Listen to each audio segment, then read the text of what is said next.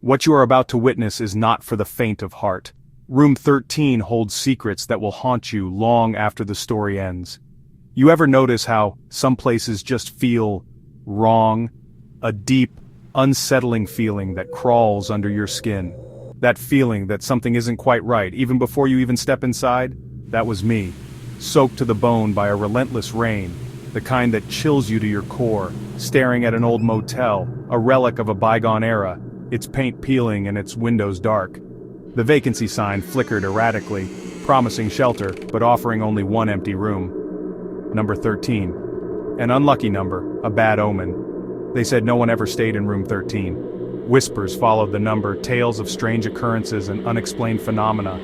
No names in the ledger, just blank pages untouched by human hands for what felt like an eternity. No reviews online, no trace of its existence in the digital world, as if it were deliberately erased from history. Just a dusty key, cold as the night, heavy in my hand, a tangible representation of the secrets it held. But I was too tired to care. Exhaustion had dulled my senses, overriding any sense of caution. The door creaked open, a mournful sound that echoed through the empty motel, swallowing the storm behind me, but offering no escape from the storm within. The room was cleaner than any roadside motel deserves, almost suspiciously so, almost staged. Like a movie set, meticulously arranged for an audience that would never arrive. Perfectly symmetrical, everything in its place, a disturbing sense of order in a chaotic world, like nobody ever used it, as if time itself had forgotten this room, leaving it suspended in a perpetual state of emptiness. My suitcase fell open, its contents spilling onto the pristine floor, a jarring intrusion into the sterile environment. That's when I noticed the air shift, a subtle change in pressure, a prickling sensation on my skin.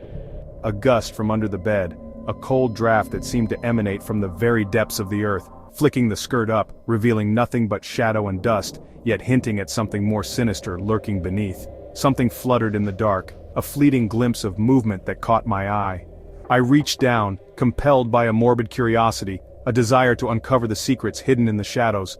My fingers shook, trembling with a mixture of fear and anticipation, as I pulled out a wrinkled note, stained and torn, a relic of someone else's nightmare. 5 words scrawled with panic, a desperate plea from a soul trapped within these very walls: don't open the mirror. A warning, a desperate attempt to prevent me from making the same mistake. Don't trust her. A chilling revelation, a hint of betrayal and deception lurking beneath the surface. Thunder rumbled, shaking the very foundations of the motel. The air felt heavy, thick with an unseen presence. I looked up, drawn to the mirror as if by an invisible force.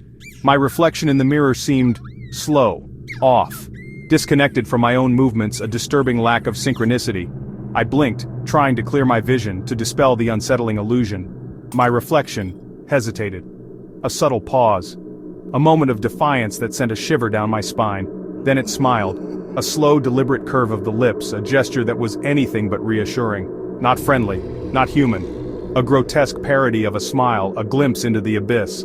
A red spark flickered in its eyes, a malevolent glint that promised pain and suffering, as the light buzzed out, plunging the room into darkness, leaving me alone with my reflection.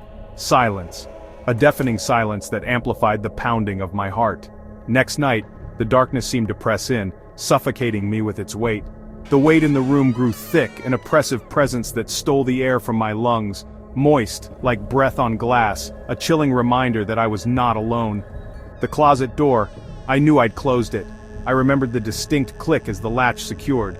But now it stood open, just a crack, a sliver of darkness that beckoned me closer, inviting me to notice the secrets it concealed, daring me to look inside. I froze. The air shifted, growing colder, heavier.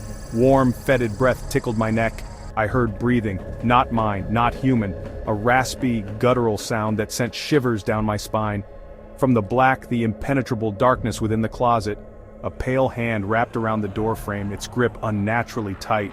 Fingers too long, unnaturally slender, nails clicking like teeth, a predatory sound that echoed in the silence. A wet whisper curled into my ear, a voice that was both seductive and terrifying.